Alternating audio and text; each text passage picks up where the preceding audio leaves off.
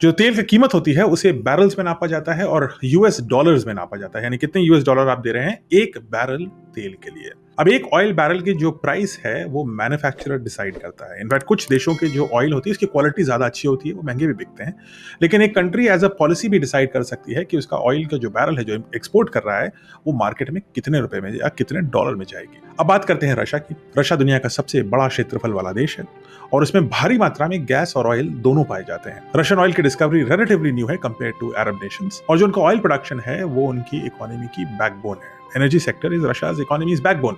लेकिन 2022 के बाद से रशिया और इंडिया के बीच में एनर्जी सेक्टर को लेकर के मेजर एग्रीमेंट्स हुए, और जिसकी वजह से इस समय भारत लगभग 36% 36% of its oil import Russia से ले रहा है, यानी 10 बैरल में 4 बैरल तेल भारत रशिया से ले रहा है। ये एक भारी इजाफा है कंपेयर टू 2022, और इसके कारण है, सबसे बड़ा कारण यह है कि भारत को इस ट्रेड में एक मेजर मुनाफा होता है। इस वॉर के शुरू होने के बाद रशिया ने भारत को 20% की डिस्काउंट देनी शुरू करी प्रत्येक बैरल के प्राइस में, जो अब काफी गिर चुकी है, लेकिन अभी भी रशियन तेल दुनिया के रेस्ट ऑफ द कंट्री के तेल से काफी सस्ता मिलता है। 3 साल तक भारत ने इस डिस्काउंटेड प्राइस में रशिया से तेल खरीदा। याद रखिए, रशिया हमारा एक इंटरेस्टिंग ट्रेडिंग पार्टनर है, मिलिट्री सेक्टर में भी है, इकोनॉमिक सेक्टर में है, और हमारी पॉलिटिकल अलायंसेस भी काफी स्ट्रांग है। और इस ट्रेड के चलते, इस डिस्काउंट के चलते 3 साल में भारत ने लगभग $33 बिलियन की बचत करी है। अगर हम कहें कि सेविंग इज ऑल्सो इनकम, तो भारत ने इन 3 सालों में लगभग $33 बिलियन की इनकम कर डाली है। अब ये कितना होता है? $33 बिलियन एक भारी अमाउंट होता है। ये होता है 2.64 लाख करोड़। और ये कितना होता है? वेल, अगर हम अभी के इसरो की बजट के हिसाब से चलें तो 20 साल तक इसरो को चलाने के लिए इतना पैसा काफी है। इस पैसे से हम भारत अंतरिक्ष स्टेशन बना सकते हैं, हम इंसान को चंद्रमा तक ले जा सकते हैं, हम अपने गगनयान मिशन को बहुत आगे ले जा सकते हैं।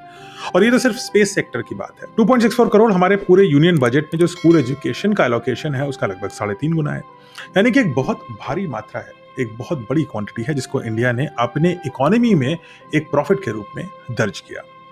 अब यही अमेरिका की प्रॉब्लम शुरू होती है। अमेरिका का एक्यूजेशन है कि भारत ने ये जो 2.64 लाख करोड़ की आमदनी करी है, ये एक तरह की वॉर प्रॉफिटरिंग है, यानी कि किसी लड़ाई में फायदा उठा रहा है इंडिया। अब ये एक बहुत ही इंटरेस्टिंग एक्यूजेशन है, लेकिन ये और इंटरेस्टिंग इसलिए है क्योंकि इस एक्यूजेशन को कहने वाला जो देश है, यूनाइटेड स्टेट्स, वो शायद भूल गया है कि दुनिया की अधिकतर लड़ाइयों में उसने हथियार खुद बेचे। जब मुजाहिदीन की लड़ाई हुई थी रूस से, तब उन्होंने हथियार बेचे। जब नॉर्थ कोरिया और साउथ कोरिया में झगड़ा हुआ तो उन्होंने भी हथियार बेचे। जब वियतनाम का वॉर हुआ तो उन्होंने हथियार के साथ साथ सोल्जर्स भी भेजे। दुनिया भर की लड़ाइयों में अमेरिका ने अपने हथियारों की दमदार सेल करी है, खूब पैसा कमाया है।